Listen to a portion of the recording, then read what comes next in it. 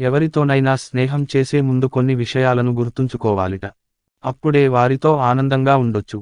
లేదంటే సమస్యలు ఎదుర్కొంటారు. జీవితంలో ఎవరిని నమ్మాలి అనే ప్రశ్న ఎప్పుడూ ఉంటుంది.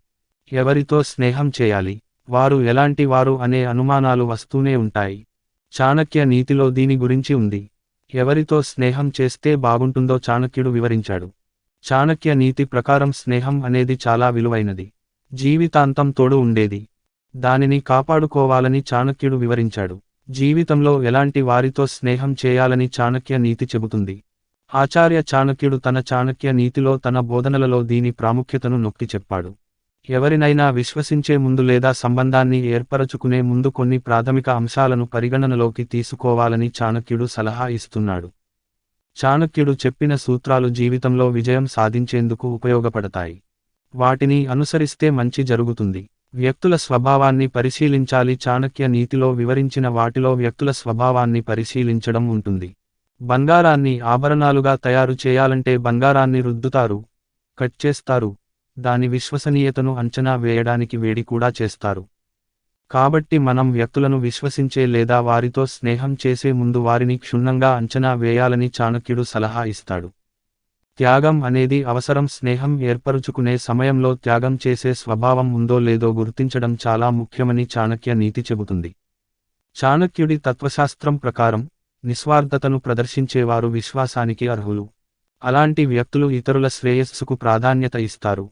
వారి ఆనందం కోసం ఇష్టపూర్వకంగా త్యాగం చేస్తారు. అలాంటి వారితో స్నేహం చేయడం ద్వారా మనల్ని మనం సందిగ్ధత నుండి రక్షించుకోవచ్చు. పగ పెంచుకునేవారితో స్నేహం వద్దు. మంచి స్వభావం గల వ్యక్తులతో స్నేహం చేయడం ప్రాముఖ్యతను చాణక్య నీతి చెబుతుంది. ఇతరులపై పగ పెంచుకోకుండా నమ్మేవారితో స్నేహం చేయాలి. నిజాయితీగల వ్యక్తులతో సవాసం మంచిది.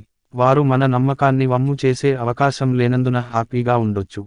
విశ్వసనీయ సంబంధాలను నిర్మించడంలో ఈ లక్షణం ఒక ముఖ్యమైనదిగా పనిచేస్తుంది. ఆ గుణాలు ఉండకూడదు.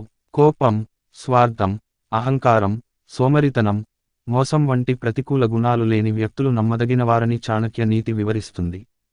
అలాంటి వ్యక్తులు మిమ్మల్ని ఎప్పటికీ నిరాశపరచరని చాణక్యుడు చెప్పాడు.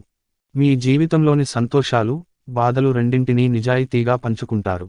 ఒక వ్యక్తి పాత్రను నిజంగా అర్థం చేసుకోవడానికి వారి చర్యలను జాగ్రత్తగా గమనించాలి. మోసం చేసేవారి పట్ల జాగ్రత్త వహించాలి. సమయం వచ్చినప్పుడు వారు మీ నమ్మకాన్ని మోసం చేసే అవకాశం ఉంది.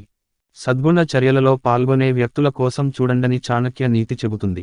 నిజాయితీ, కరుణను నిలకడగా ప్రదర్శించే వారితో మనల్ని మనం నిమగ్నం చేసుకోవడం ద్వారా విశ్వసనీయ సంబంధాలను పెంపొందించుకోవడానికి బాగుంటుంది.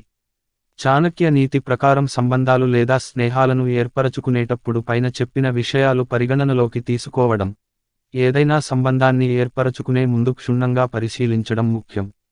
ఈ మార్గదర్శకాలను అనుసరించడం ద్వారా మన జీవితంలో మంచి స్నేహాన్ని ఏర్పరచుకోవచ్చు.